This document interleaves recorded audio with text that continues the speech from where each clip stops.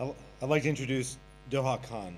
She's the coordinator for the South Australian branch of the School Strike for Climate movement and a Year 12 at Glenunga International High School. She has been involved in organizing climate strikes since November of last year and is passionate about climate action and social justice. Welcome.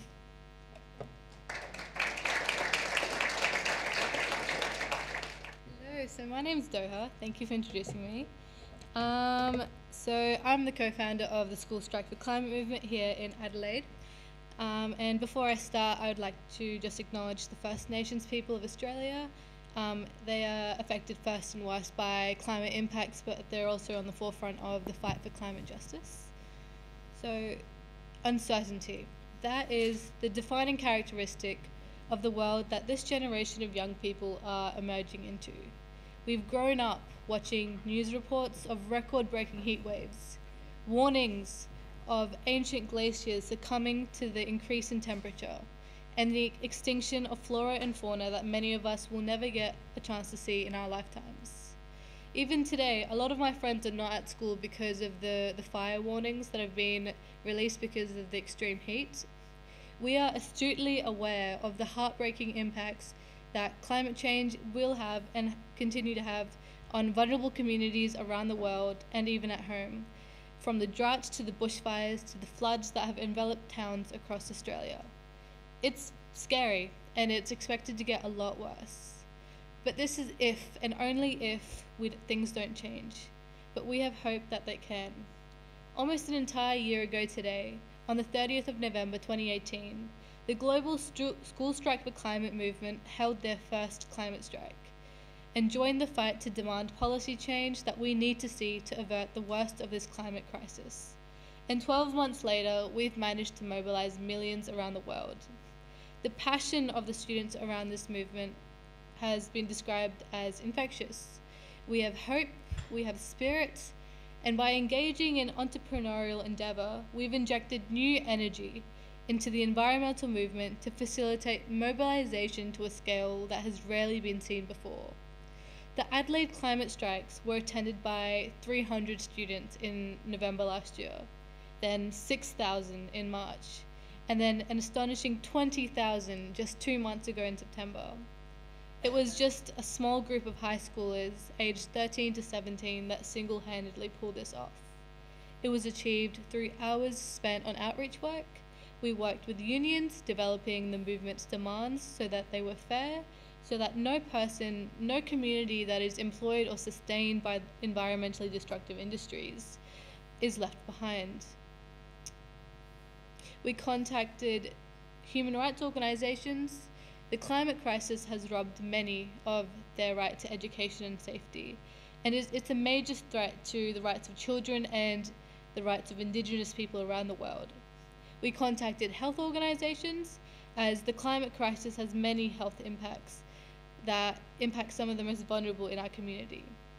So by recognizing intersectionality and identifying ways to collaborate and help build on the overlap that exists between causes, we were able to greatly boost the size of our mobilization and the range of people from different segments of the community that were represented in our crowd.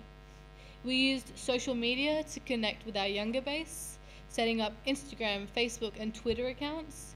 We shared hashtags and we collected feedback and suggestions from young people through innovative strategies like Instagram story polls, and we engaged with our followers prior to the strike through Instagram live streams, things like that, to build excitement and momentum.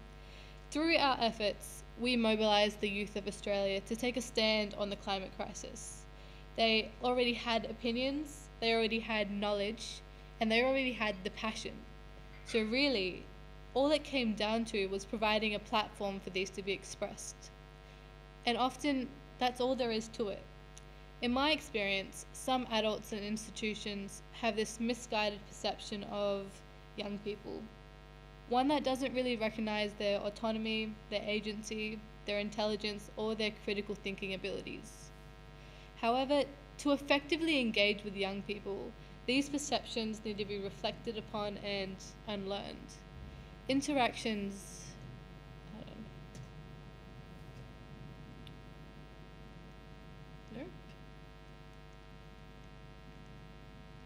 So interactions need to not be patronizing.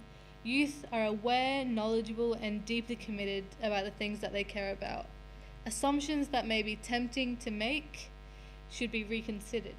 Instead, young people should be asked, and their responses should be listened to. There needs to be youth-specific engagement and consultation. If the public sector wants to be responsive and engaged with the voice of the younger and future generations, they need to tailor their engagement and consultation strategies. For School Strike for Climate, this has looked like our Instagram page and the social media-based data collection strategies that I mentioned before. A lot of our actions, like the May 3rd action, where we held strikes outside of the offices of parliamentarians, those came from Instagram. Those were just followers, school kids who followed us and responded to our polls. So that's just a very effective way of reaching out to young people.